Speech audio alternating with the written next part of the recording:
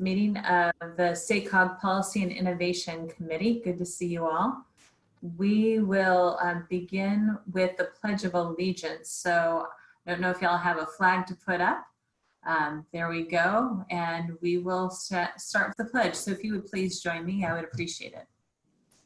I pledge allegiance to the flag of the United States of America and to the republic for which it stands, one nation, God, indivisible, with liberty and justice for all. Thank you very much. And all right, then let's go ahead and have roll call, please. Thank you, Chair Gore. Just real quick, some housekeeping tips. For everyone tuning in, this meeting is being recorded and will be made available on SACOG's YouTube channel. All presentations provided at this meeting can be found on SACOG's website. For our members of the public who wish to make a comment, you can notify us by pressing *9 if participating telephonically, or by selecting raise hand if participating by computer. To the committee members, we ask that you mute yourselves when not speaking to eliminate any background noise. And when you're ready to speak, please use the raise hand feature or press *9 if phoning in to alert the chair. Okay, ready for a roll call. Director Allard? Here. Director Douglas? Present. Director Frericks? Here. Director Kozlowski?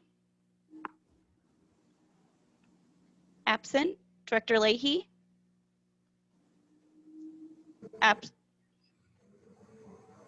Absent. Director Lozano? Here. Director Saragosa? Here. Vice Chair Stallard? Here. And Chair Gore? Here. Thank you. Thank you, Jessica. Next is opportunity for public communication. So this is an item for the public. If you would like to address the committee on any item that is not on our agenda, this is your opportunity to speak. So if you are interested, you can raise your hand and be happy to take your public comment. And we'll have Jessica take a look at that for us. Chair Gore, looks like no one in the audience is raising their hand, and I have not received any public comment via email. Great, thank you. Then we will go ahead and close public comment and move to item number 1, which is our consent agenda. Approval. All right, we have a motion by Director Stallard. Second by Frericks. And we have a second. Do we need to do roll call, Jessica? Yes. All right, let's go ahead. I'll do that very quickly. Director Allard? Yes. Director Douglas? Yes. Director Frericks? Yes. Director Kozlowski? Absent. Director Leahy? Absent. Director Lozano? Yes. Director Saragosa? Yes. Vice Chair Stallard? Yes. Chair Gore? Yes. Motion passes. All right, we move to our action items. Item number 2, which is extend legal services agreement. Eric, take it away, please. Yeah, good morning. So this item is extending the existing contract that we have with Sloan Sakai, Young, and Wong for our external legal services. You may recall that back in 2018, we entered into a 3-year agreement. And so that is coming to its end in the beginning of 2021. Since the time that contract started, Kirk Trost, who was inside General Counsel of SACOG, has now joined the firm of Sloan Sakai. And so all of our services are now incorporated with this one firm. We are asking for the board to take action to exercise the first optional 1 year to extend the contract. So this would take it through February of 2022, and then there's an additional year optional on the contract left at that time. And then we would go through our normal process of going out to bid every 5 years once that is exercised, if the board so chooses. Great, thank you very much, Eric. Are there any questions from committee members? All right, and we'll open this up to the public if there are any questions from the public. If so, raise your chat hand. Probably not, right, Jessica? Chair Gore, no one is raising their hand in the audience. And again, I have not received any public comment via email. All right, we'll bring it back to the board for action.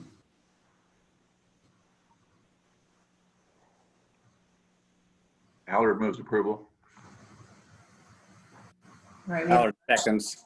All right, motion by Director Allard and second by Director Stallard. We're going to start a law firm called Allard and Stallard. I like that. I was just thinking, I love how you're. Or maybe we should sell sausage. You sure you don't want to be Stallard and Allard?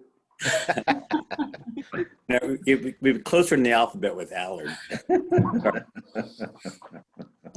All right, let's go ahead. We need to do a roll call. Yes, Jessica? All right, go ahead, please. Thank you. All right, directors, please prepare to indicate your vote when I call your name. Director Allard, Yes. Director Douglas, Yes. Director Frericks, Yes. Director Kozlowski. Yes, Absent? Oh, hello, Director I'm here. Kozlowski. thank you. I was muted before. Morning, Mike. Okay, Hi thank you. Director Leahy? Absent. Director Lozano? Yes. Director Saragosa? Yes. Vice Chair Stallard? Yes. And Chair Gore. Yes, thank you. Motion passes. We'll move to item number 3, and this is to approve, approve the 2021 SACOG meeting schedule. And Lynette, I think this is your item. Yes, thank you. Good morning, committee members. Happy to be with you this morning. With this item, we're seeking a recommendation to the board to approve the proposed schedule as presented and the accompanying resolution. So the proposed schedule follows our normal and typical meeting schedule, with the board meetings being the third Thursday of each month, and the Transportation and Land Use and Natural Resources Committee meeting being the first Thursday of each month, and the Policy and Innovation Committee meeting being typically either the first or the second Monday of each month, depending on how the calendar falls. We do have one meeting that's a little bit different, which we've had over this past several years, which is a meeting on August 30th in lieu of September 6th for the Labor Day holiday, and that's for the Policy and Innovation Committee meeting. Otherwise, our schedule follows our typical rotation. And with that, I'm happy to take any questions if there are any. Thank you, Lynette. Fairly straightforward. Any questions from any of the committee members? All right, I wouldn't think so. And of course, we are opening this up to public comment. If there are any comments from the public. Anybody want us to have more meetings, which I don't think we need to have more. I would like more in-person meetings. That would be nice, right? It will be nice when we're able to actually have some in-person meetings in the future. All right, so we'll close public comment and bring it back to the committee for a motion, please. Director Allard? Approval. Oh, wait, I'm sorry. We need a motion in a second first, yeah. Allard moves approval and votes aye. Eric seconds and votes aye. Look at that, kill 2 birds with 1 stone. All right, we have a motion in a second. Go ahead, Jessica. Sorry about that. Okay, Director Allard. Yes. Director Douglas. Yes. Director Frericks. Aye. Director Kozlowski. Yes, Director Leahy. Absent. Director Lozano. Aye. Director Saragosa. Aye. Vice Chair Stallard. Aye. And Chair Gore. Yes, Motion passes. thank you very much. Chair Gore and members of the committee, just one quick reminder. You have a number of ad hoc committees that have been meeting this year. You have the Commercial Corridor Task Force, the Race Equity Inclusion Working Group, and also the Mega Region Working Group. Those are all at the discretion of the chair. So this is your standing committee schedule. I do want to remind you all, we probably had, in my time here anyway, a lot of activity on the ad hoc groups. Those may continue at the discretion of the chair, but just a reminder that if those continue next year, we will fit them in as needed. Great, thank you very much, James. Appreciate that. All right, item 4, which is approve amendment number 2 to the budget and overall work program for fiscal year 2021. Good morning, Loretta. She's there somewhere. But we don't hear you, Loretta. There you are. Sorry, my apologies. Was muted here. So good morning. So this item is seeking board approved to approve budget amendment number 2 to the fiscal year 2021. The primary purpose of this amendment is to increase revenues and expenditures by approximately 3.3 million. And this is due to the carryover revenue amounts and non-staff expenditures for multi-year grants. And this includes the CMAQ funding for the TDM and the regional bike share pilot projects of approximately 2.3 million. And then also includes the carryover of the REAP funding, round 1, of approximately $1 million. So those are the two major changes to the budget amendment number 2. Also included in this amendment is the revised TDA funding allocations from the 3 counties, Sacramento, Yolo, and Sutters. Yuba did not revise its allocation at this time. So the total reduction of the TDA funds is 634,000, represent 17% reduction from the original estimated calculations, or 13% reduction compared to fiscal year 1920. We had included an estimate of 491,000 in the adopted budget, so this amendment will include additional 143,000 that was reflected in the most recent revised allocation there. Obviously, the final impact, COVID impact, is still unknown at this point, so we will continue to monitor the economic conditions and provide updates to the board as information become available. And then also included in this amendment is the reallocation of staff hours between projects that reflected actual workload, and then also anticipated employee utilizations over the next couple of months. So attachment A showed the changes in the overall revenue by funding source, and that compared to the budget amendment number 1. Attachments B, C, D, and E, just providing a summary of revenues and expenditures included in the budget amendment number 2. And then attachment F is the OWP work element detail that reflect changes from the amendment number 2 that would need to be submitted to Caltrans.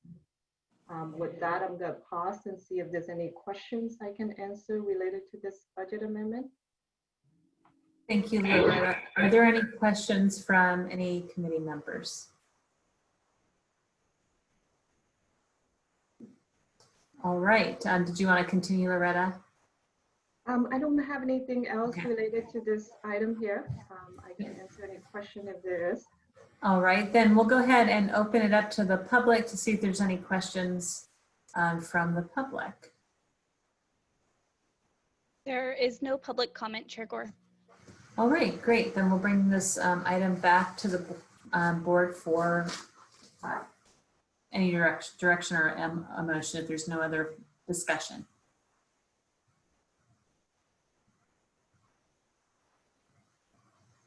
I'll move the item.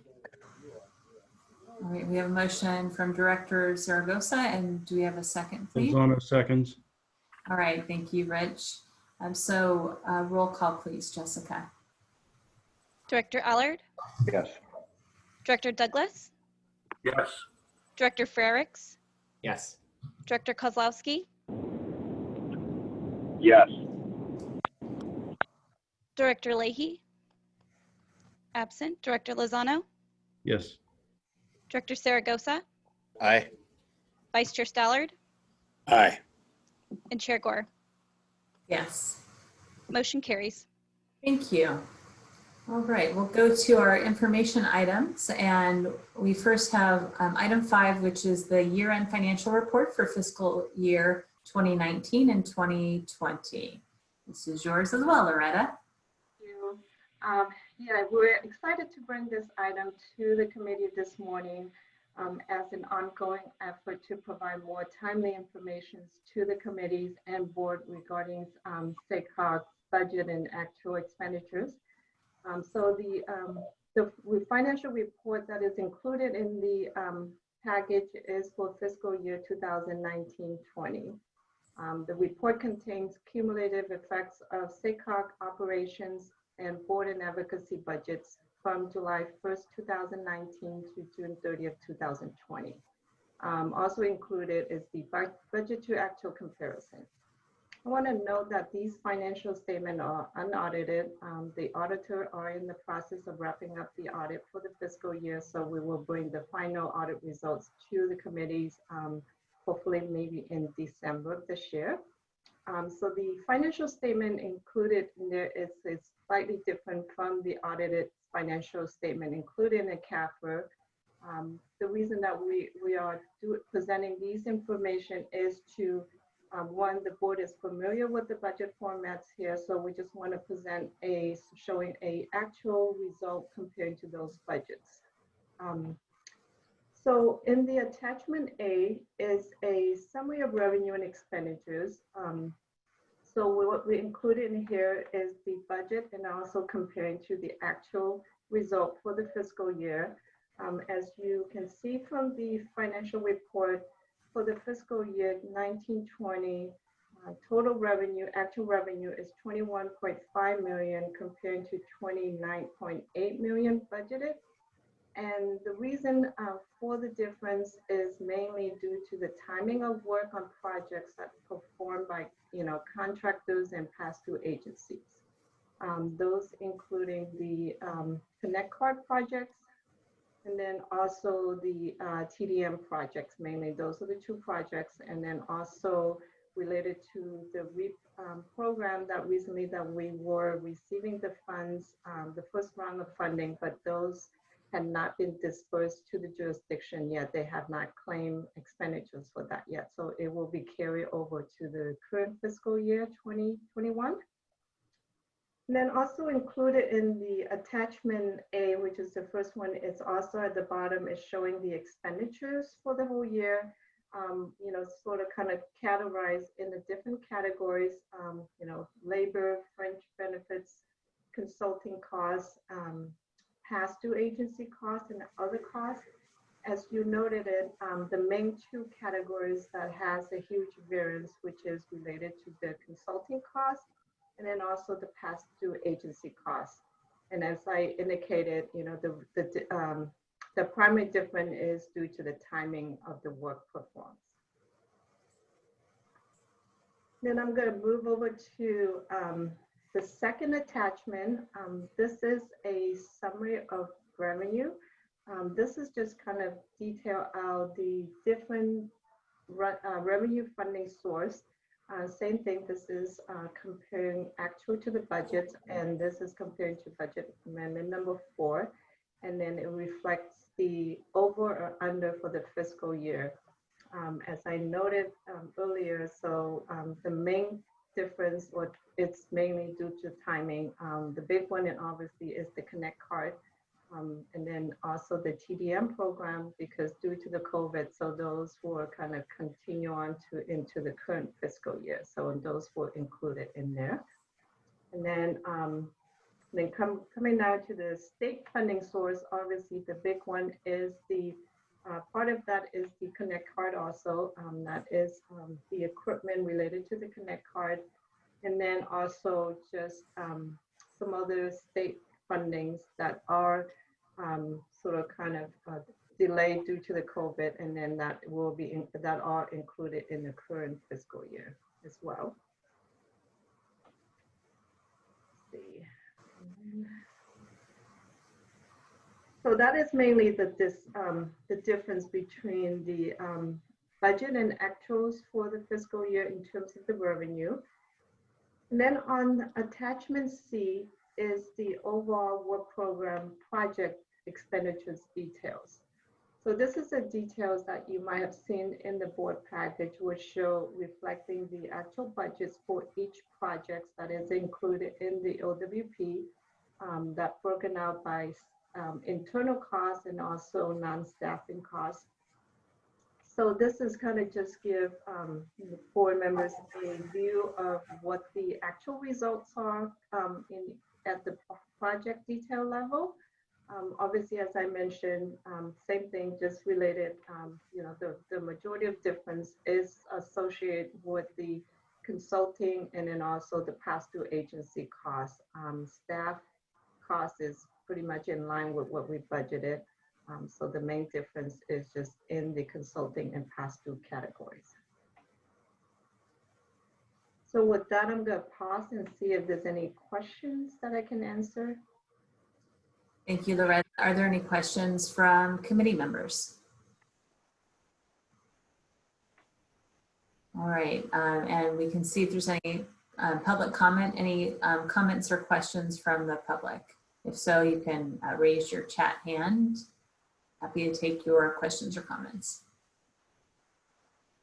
Chair Gore, I'm not seeing any raised hands for public comment. All right, then we'll bring it back. And since this is an information item, unless there's any other comments, then we can go ahead and move to, thank you, Loretta. Appreciate the update. And we can move to our next item, which is item 6, which is the Regional Progress Report Preview. And that is Garrett. Good morning, Garrett. Yeah, good morning, Chair Gore. It's my pleasure on behalf of a much larger team to just give an information item to this committee that really just previews a major deliverable we've been working hard behind the scenes on, which is a Regional Progress Report. So we will have, by the end of this calendar year, the full progress report done as a deliverable for the SACOG board, but wanted to give you just a snapshot of where we're at in that project. For those board members that aren't familiar, the progress report is a key product that SACOG produces every couple years. As its name suggests, you're probably guessing, it tracks key indicators and metrics across the region, not just in the transportation system, but also given that the MTP is a transportation, land use, and quality of life plan, sort of analogous metrics in the development patterns and the overall economy and quality of life. So it's a really broad-based look at sort of how our region's been doing the last several years.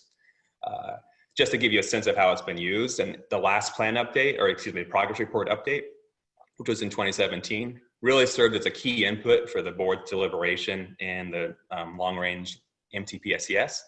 It also served as a key foundational element for SACOG's partnership and the Prosperity Partnership, which is with Greater Sacramento Economic Council, Valley Vision, and the Chamber. So some tangible uses for it, and we're excited about continuing that in this 2020 update. As I mentioned, it looks at a broad sort of breadth of indicators. We sort of, in this 2020 update, couch those within 3, or nested them within 3 themes.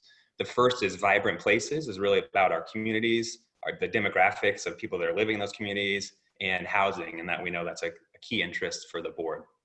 The second overall theme, economic prosperity, looks, again, drawing on our partnership in the Prosperity Partnership and our work with Brookings over the last several years, looks at not just the growth of the economy, but innovation in the economy and inclusion in the economy.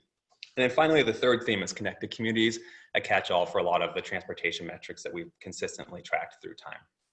A couple of things that we're trying new in the 2020 version. First is following some guidance from Brookings, we're gonna bring in a new set of peer regions to compare ourselves against. We have a long tradition of comparing ourselves against our fellow California metropolitan regions, such as the Bay Area, LA. There's a ton of value in that approach, but the board has consistently also noted just the different sort of dynamics in those economies and cost structures relative to our region. And so working with Brookings, we've identified a set of sort of fellow mid-sized peer regions across the country, regions such as Indianapolis or Austin or Portland, fellow sort of mid-sized regions that sort of have similar economies. So that'll give an important context for you as a board member when reviewing this product. You see an indicator, and there will be a lot of indicators to help give you some sense of what it means. Like our job growth through time, how does that compare not only to the nation, but also to the set of sort of fellow mid-sized regions. So that first change is bringing in a new set of peer regions to look at, compare ourselves against. The second then is we're really fortunate, and I'm very fortunate to be working with my colleagues on the data team who've just been stellar in being ahead of the curve and incorporating new data sets. Sort of couched under the umbrella of big data. A lot of this is sort of new observed and monitored data, things like real-time speed data, which gives us a much more ability to ask real-time questions. So for example, in the progress report, we will be asking what has been the effect of COVID on the regional transportation system. this new sort of data allows us to ask those questions on a month-by-month basis instead of year-by-year or even 5-year period comparison. So that's the second sort of theme, is bringing a lot of new data sources across the indicators, but in particular those that allow us to ask these more timely questions. And then third, the theme we've been trying to emphasize and be cognizant about is across those themes of vibrant places, economic prosperity, and connected communities, to make sure we're thoughtful about metrics on inclusion and equity. So in each of those, we'll be looking at income and race, ethnicity, and disparities within the region. So those are the three sort of new ways we're approaching some of the indicators in our progress report. What I want to do very briefly is just do a brief presentation within each of those three themes of just a sort of snapshot of a couple indicators we've put together for the committee's consideration. Again, just to give you a sense of what we're looking at in the progress report and kind of how it might all come together in the fuller report due at the end of the year. So one moment as I share my screen. I understand that, of course, some committee members are calling in. This is simply just, I pulled the charts and graphics from attachment A into a PowerPoint presentation. So if you have that attachment A, you can follow along as I go through this PowerPoint presentation. So what we thought to preview to the committee today within the Vibrant Places theme is new housing product that's been built in the region. This was a key interest of the board in the last progress report. And so what you see in figure 1 is the housing permits, or the new housing built by product type in the last 20 years or so. Pre-recession, we were building much more units per year, but also the units we were building in the region were a bit different. You can see almost 2/3 of the new housing built in the region prior to the recession were in rural, residential, and large lot single family housing product types, the larger housing product types. And that has shifted a bit since the recession into much more in the small lot single family. So a bit of a shift in what we've seen in the last 20 years or so. Still about half of new housing built in the region is the large single family, a bit of a shift into some new small lot single family.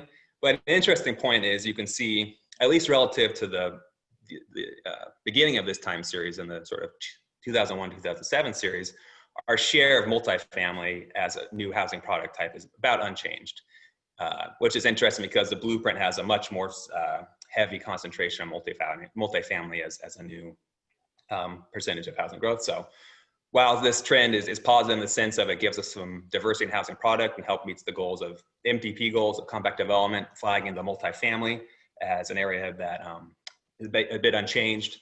In the 2017 progress report, we showed how the Sacramento region was a bit distinct from our peers on the coast that really have been building much more multifamily as a percentage of the product type.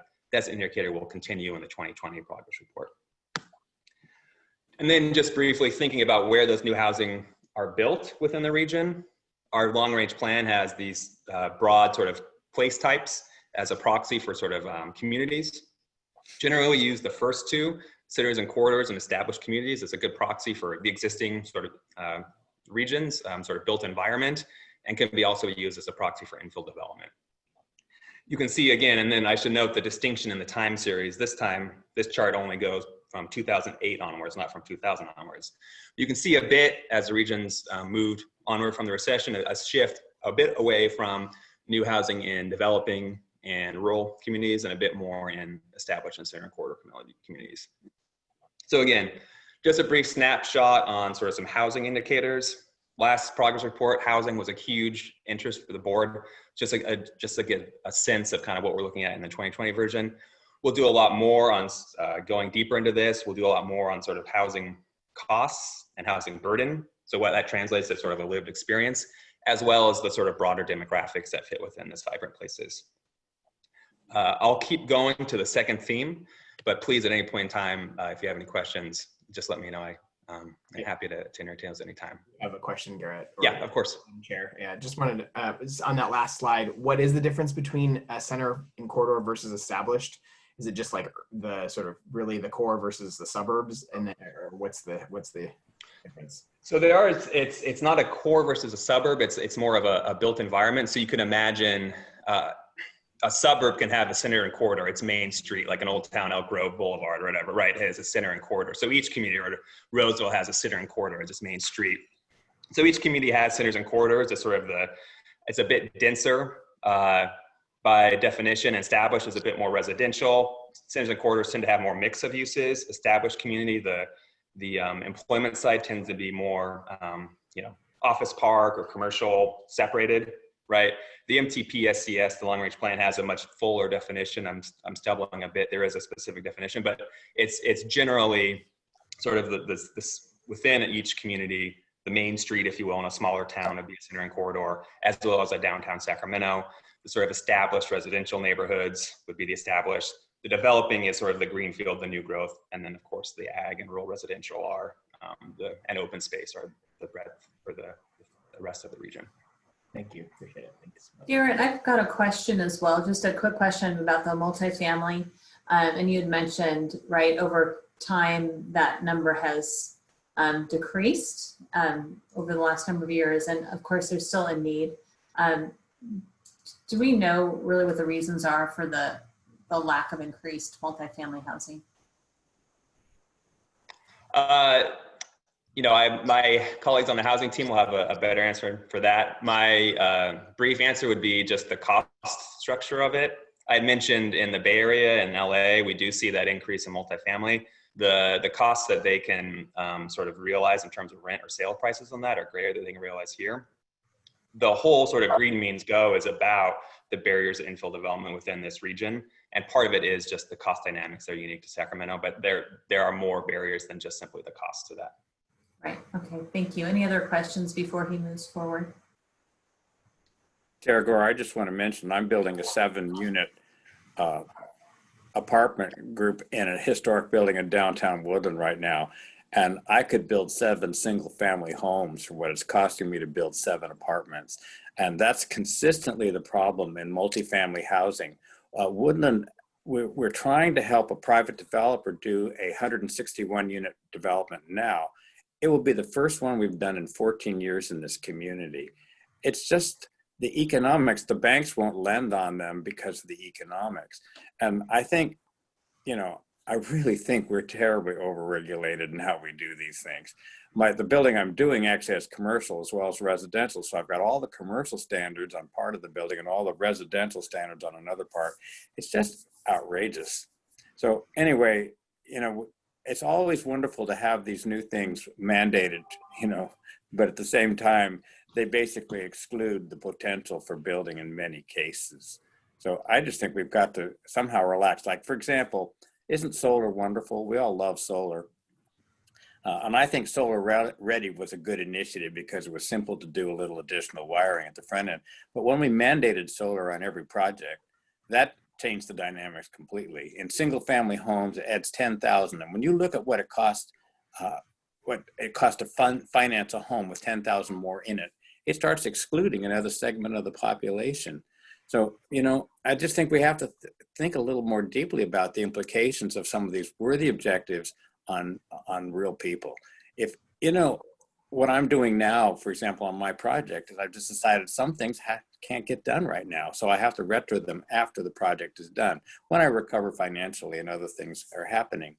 The same is if a family can get into a home, maybe down the road, they can figure out a way to put that solar array on through either financing or a preferred purchaser agreement or something like that. So anyway, enough of my sermonizing on the issue. It's strictly, we've really overregulated the building industry, in my view. I appreciate that, Director Stollard, because I know that we have this need, right? We have a need, and it's so expensive and so regulated that it makes it really difficult. And those numbers indicate it, right? As we've had fewer number of multifamily housing being built, and we have a clear need for it, there's certainly a disconnect, and that's. What I would like to hear sometime is how those who are succeeding are managing to do it. For example, my good friend Sotiri Kolokotronis seems to keep pulling out these large multi-unit projects in downtown Sacramento. Now, of course, I presume we can get higher rents in the central core. That's just my speculation. But I do not know how the ones that get built are getting built. Perhaps we need to learn from them how they make it happen, so that communities like Woodland and Yolo County in general, it's much harder. Thank you. Chair Gore, if I could, and I don't want to take away from Garrett's presentation, but since you're on this, I know he's going to move on to prosperity and communities. This conversation you're having, which is an excellent, really important conversation, and Director Stollard, as always, I really appreciate your hands-on experience on this topic, but is what the Commercial Corridor Task Force under Director Sanders' leadership has been taking on. Remember, that's actually partly board members from SACOG and partly public and private sector partners as well. And we're developing a toolkit. The staff is developing a toolkit. It'll be in draft, going out soon for review. And by the end of the calendar year, it's going to be a deep dive on how to get really identifying those barriers and how to remove them. So stay tuned, but that's a very important connection here and a thread of work that some of your fellow board members have been working on. Yeah, thanks, James, for that. And I'm trying to think of her name. She's one of the developers that's on the board with us on the commercial corridor. Julie Young. Yeah, I mean, she's amazing. I mean, I would think every jurisdiction should have her come in and give her at least a presentation, because they've done some incredible work in Sacramento, but also in other areas as well. Chair, have a Lucas, I don't, are you wanting to say something? Because I can't tell, because I don't have the gallery view on, and I have the okay. Yes, I would like to. Go ahead. Yeah, thank you. I appreciate it. I actually I appreciate this conversation as well. Sorry, Garrett, that we're sort of putting a pause on your presentation here, but I think I'm glad to hear that this is some of the work that the Commercial Corridor Task Force has been working on. I definitely would like to hear more about it. So I'm excited when they will be finishing up their work. Or hopefully maybe we can have figure out a discussion point for the woman who just Michael was mentioning, who has sort of been presenting to or as part of the task force. I think that per Director Stallard's comments, I mean, I do hope that it's, I worry that it's not that some of the places where we are building apartments and multifamily apartments in Davis are not necessarily on a quote unquote commercial corridor. So I mean, I just, I don't know, hopefully it's applies more broadly than just than on the sort of corridor revitalization specifically, but so I assume so, but just wanted to mention that. And then also to Director Stallard's points about what's going on in Woodland, and I think we're seeing it, and then also versus Midtown, I agree. I think that part of it is that that is in the Midtown area, that is why they're having more success, because they've been able to command higher rents, but also I know there are some issues with some of these newer developments in Midtown as well that are, some of them are not able to get the rents that they are seeking. And so there's some vacancies certainly. And I think even notwithstanding COVID, and I would say when Davis, we had, it was close to 15 years with no multifamily apartments approved.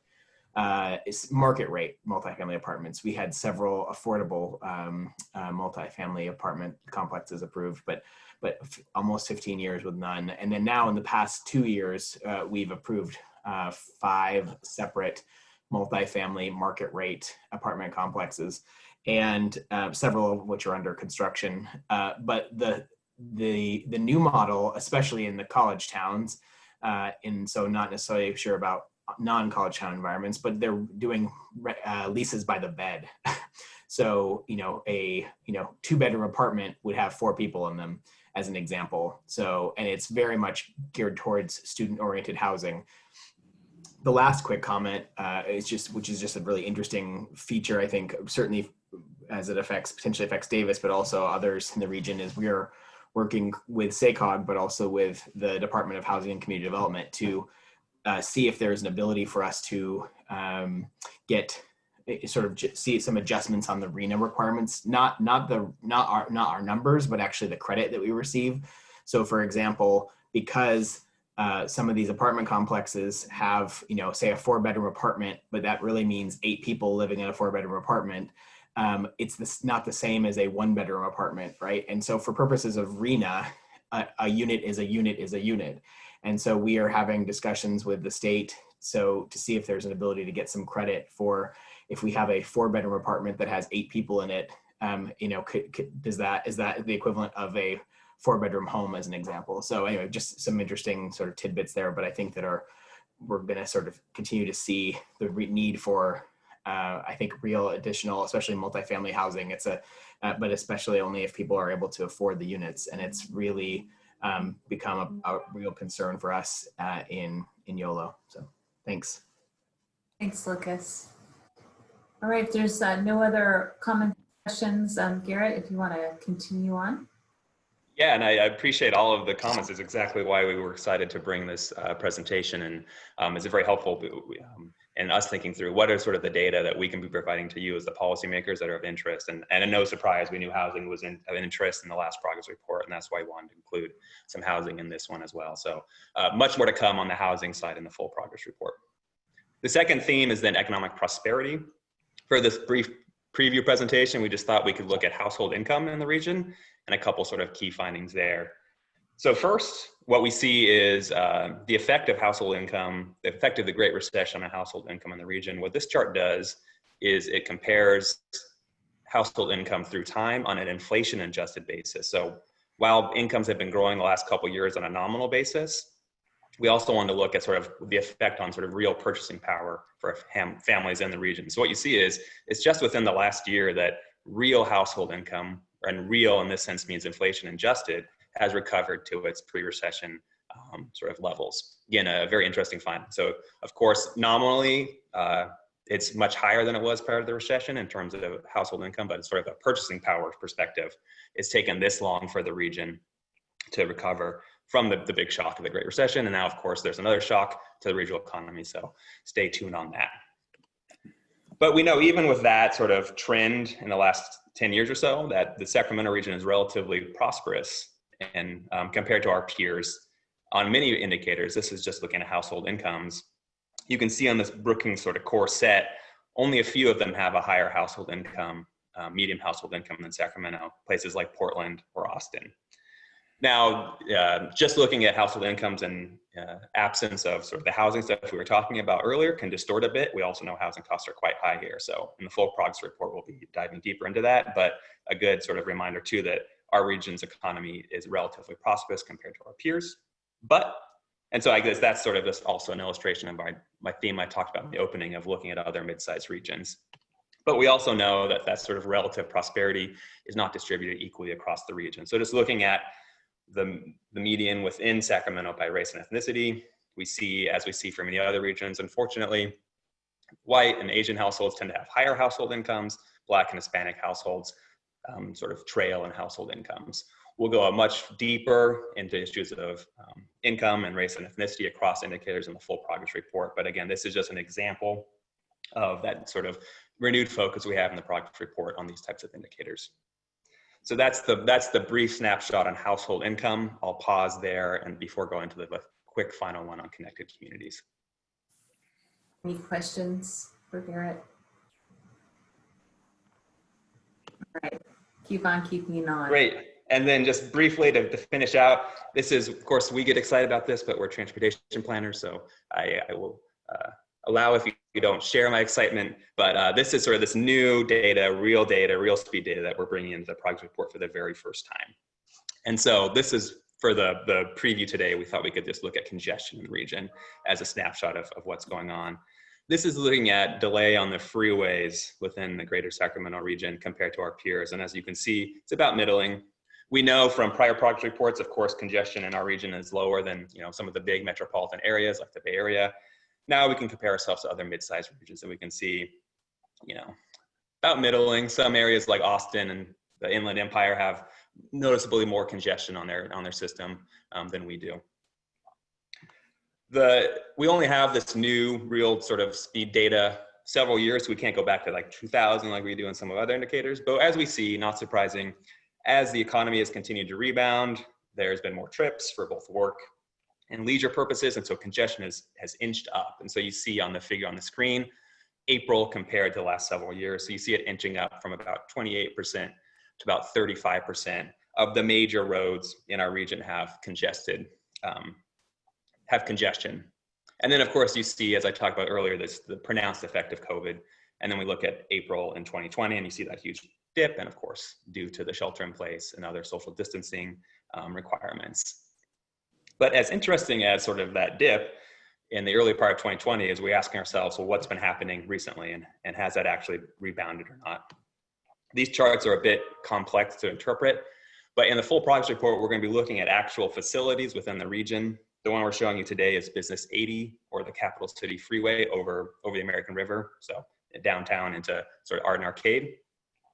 What you see on the top sort of portion of the y-axis, that gray line going across, is sort of the free flow speed of if there was no congestion, that's how the facility should be operating. And then you can see, I don't know if you can actually see my cursor, these sort of colored in blue and purple and green are the speeds during the slowest weekday in 2017, 2018, 2019. So the first point is just noticing the gap, which is indicating congestion, in that speeds really slow down relative to what they could in free flow conditions. And then we look at, on the x-axis are months within 2020, so through time, or months in each year. And so in yellow, you see the new 2020, and then you see the huge jump in speeds as fewer people are traveling in the early parts of 2020. But then you notice actually it's returning almost to normal conditions as we get deeper into 2020. So again, this is just one facility. Each facility we'll look at in the region, I think, will tell a bit of a different story, but we wanted to choose this one because it shows obviously the pronounced effect in the early part of 2020, but actually how, at least for this facility, things have kind of gotten back to normal. This final graph just then is the analog to that.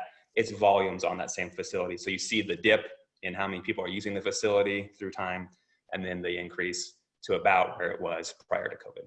So again, just wanted to show those as an example of us using that new data in the 2020 progress report. So threw a lot of information at you. Really the takeaway is we're excited about the final product, which we'll be putting forward to the board in the end of this calendar year. I appreciate the conversation to date. Hopefully the deliverable we produce will be of equal value as the last one, and helping you think through what are the key priority areas for you in the next MTP SCS update. So with that, happy to answer any additional questions. Thank you, Garrett. Are there any other questions for Garrett? And we'll open it to the public. If there are any questions from the public. Chair Gore, not seen any raised hands, and I have not received any public comment via email. All right, great. Thank you for the presentation. We will move to item 7, which is our advocacy update. Good morning, Christina. Hi, good morning. So this should be pretty quick for the advocacy update. I'll start on the federal side. Absent an agreement on the budget, the president signed a continuing resolution, or CR, in the very early morning of October 1st, averting a government shutdown. Just a quick reminder, the federal budget expires September 30th, 2020, and there had been a lack of agreement on appropriations for next year. So the continuing resolution essentially funds federal government operations until the resolution expires. They set a date of December 11th. It funds most federal programs at current levels with some pretty limited exceptions. It also includes an extension of a number of programs that were set to expire with the end of the fiscal year. Most notable for us is the FAST Act, Surface Transportation funding. That was set to expire September 30th, 2020. And so the continuing resolution provided a 1-year extension on the FAST Act, now pushing out that expiration date to September 30th of 2021. So essentially on the budget side, that pushes discussions to a post-November lame duck time period where they will have to come to agreement. The House has already passed a number of bills. The Senate has not really taken much action at all on appropriations. Obviously, there's a lot of discussion that have to happen to get them and then also the White House into an agreement on appropriations. And then this really pushes surface transportation reauthorization to next year. So that will continue to be a longer conversation. On the state side, when we last met, it was August 31st, and that was the last day of the legislative session. And kind of similar to how the legislature was post-March, the last day was also marked with a lot of fits and starts as they maneuvered through the last day with increasing tensions between parties, houses, and really there was a pretty lack of working together between the two houses. And as the clock ran down to midnight, some pretty big major pieces of legislation failed to make it through before they had to adjourn, including a number of housing related bills. And so, as seems to be common now, we should expect to see housing in particular come back, I think, again next year as being a hot topic. And just a quick update on the 2 remaining bills that we had positions on. The governor had until the end of September to sign or veto legislation. We had 2 bills on his desk. We had support positions on both of them, and he signed both of those. The first was an urgency measure, SB 1291, which waives this year's requirement to submit an FTIP, the Federal Transportation Improvement Program. That was an urgency measure, so that took effect when he signed it to essentially make it apply to 2020. And then the other bill was SB 288, which creates a CEQA exemption for sustainable transportation projects with a number of limitations and requirements put on them. And that's my update. Thank you, Christina. Are there any questions for Christina? Christina, this is Michael. Anything new from the working group, the governor's working group? Yeah, so the governor's economic task force working group, recovery task force working group, just a quick refresher, that's where we've currently got Green Means Go under consideration. Right now, our understanding is that the Green Means Go proposal has made it through the subcommittee that James presented in July. It's currently, I believe, being sitting on the desk of the Secretary of Business, Consumer Services, and Housing. She's kind of, I think, has a few questions. We met with her, I believe it was last week or maybe it was the week before.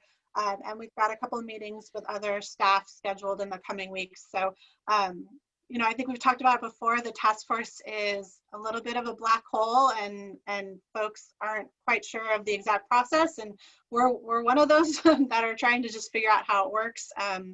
But as it stands now, it's still under consideration. Thank you, Christina. All right, any other questions? Thank you, Christina. Appreciate the update. We will move to item 8, which is the Mega Region Working Group meeting summary. Good morning, Clint. Good morning. So you may recall this summary was from a meeting back in August, the end of August, but so you did get a little bit of an update from James and Director Frericks at your September meeting, but just because this mega region meeting was on a Friday and your meeting was on Monday, we weren't able to turn around summary notes fast enough for you. So, so this is the chance to take a look at a little bit deeper summary of what we talked about at the last meeting. That was our 3rd meeting of this mega region group. So this group involves both the SACOG region, the Bay Area region, and San Joaquin regions. Really focused around how we can coordinate among this mega region on our planning, on our advocacy, our legislative priorities, on a whole host of topic areas that are of interest to all 3 regions. So your staff report includes an attachment that goes through the summary of that meeting. There were 3 main topics discussed at that meeting. So ongoing coordination among staff at the 3 agencies. So one of your attachments, attachment B, gives you a summary of these mega region exchange groups, which are newly formed groups, staff level groups, one focused around telework and new mobility, which is a very live topic among all 3 agencies right now. And then one around housing, which is also an equally live topic for all 3 of our agencies in a regional housing needs allocation cycle, and with all of the state money that is coming into housing planning. So these groups are staff level groups, as I mentioned, really trying to focus on sharing kind of our best practices, the processes that we're going through, the different technical assistance that we're offering, so that we can make sure that we're coordinated and also learning from each other in both of those areas. And then the second item that was discussed was an ongoing discussion about how we can better coordinate our long-range transportation plans and our sustainable community strategies. So the discussion there is around how aligning our schedules, right now we all have staggered schedules, how aligning our schedules could be done and how that could help either with aligning or without aligning the actual schedules, how we can just overall better coordinate our planning assumptions that feed into those transportation plans, those sustainable community strategies. And then the group also heard from Jim Wonderman with the Bay Area Council and Chelsea Miner with Rayleigh's, who came in as representatives from a mega region business group that is bringing in the economic councils and economic brain trusts from each of the 3 agencies to talk about many of the same issues that our MPO group is talking about, and then to dive into how we can maybe leverage the efforts of both of these groups so that we can have both a government and a business coordinated message or effort when we're talking with the state or with others, or just kind of coordinating on our overall planning activities. So those were the 3 main topic areas. I'm more than happy to go into more detail on any one of those if there's particular interest, but also wanted to just give a chance for any questions to come through, or if James or Directors Frericks or Allard, if you had any additional insights into this last meeting, I'm happy to hear, or happy to turn it over to you. The next and final meeting for this year is happening on November 20th. So there's still more to come from this group. Thank you, Clint. Appreciate the update. Any questions from committee members or any other input from our directors who are part of the task force? All right. And anybody from the public want to comment? We'll make sure we do that as well. No public comment, Chair Gore. All right, great. Thank you. Appreciate the update, Clint. With that, we have hit other matters. So is there anything that we need to address, James or Eric, before we adjourn to our next meeting? Chair Gore, I would just, and I'll put this in my update to the board for your full board meeting, but the SACOG Youth Leadership Academy is taking applications through October 23rd. We're looking for high school students, 9th to 12th graders, and so please, I think you have in your email, we can certainly resend it, some tips from our staff about what to say, links to our website, how do you pushing stuff out on social media, but we definitely want to get as many high school students as we can for this year's YLA. Great, thank you, James. Actually, I wouldn't mind if you, I wouldn't mind having somebody send that to me again. I have a couple high school government teachers I shared it with last year, and I'd like to do that again. Great. And I think I heard somebody wanting to bring something up. So whoever that was, go ahead. I was agreeing with you on resending that information. Thank you, Bonnie. You bet. Same. All right, it looks like you might want to actually send it to all the directors, just because you know how that is, too many emails. But now that it's almost, well, it is October, right? And the deadline is before we know it, that would be great to have. We'll get it back out. All right. So anything else for the good of the order from this group of people? All right, well then with that, we have concluded our work, and this meeting will adjourn, and we'll see you all for the next Policy and Innovation Committee meeting, which will be Monday, November 9th. And of course, we'll see you at the next SACOG meeting, which is next week, I believe, yes? All right, thanks, everyone, appreciate it, and have a good day. Take care. Thank you, Bonnie. All right, bye-bye.